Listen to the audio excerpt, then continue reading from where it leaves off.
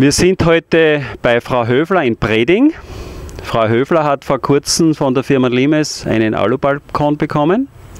Frau Höfler, wie sind Sie eigentlich auf die Firma Limes gekommen? Ich war auf der Häuselbauer Messe und da habe ich diese Firma entdeckt und nur Gutes gehört. Aha. Und dann haben Sie gedacht, Sie müssen bei der Firma Limes nachfragen wegen einem Alubalkon. Und bin auch gut beraten worden. Ja. War sehr zufrieden. Und ist der Alubalkon so geworden, wie Sie sich das vorgestellt haben? Jawohl, ist so geworden. Schöner noch, als ich mir in meinen Träumen... Ah, das ist dann noch besser. Er ist wirklich schön. Ja.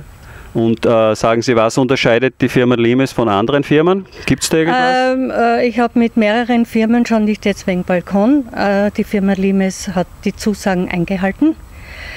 Tolle Arbeiter gehabt, die haben das Werkzeug gelegt, nicht geworfen? Ja, toll gearbeitet, die Verarbeitung super, also ich war hochzufrieden. Okay. Und ich kann nur weiterempfehlen. Frau Höfler, Firma Limes. Ich sage noch einmal recht herzlichen Dank für Ihren Auftrag und für das nette Gespräch. Herzlichen Dank. Gerne.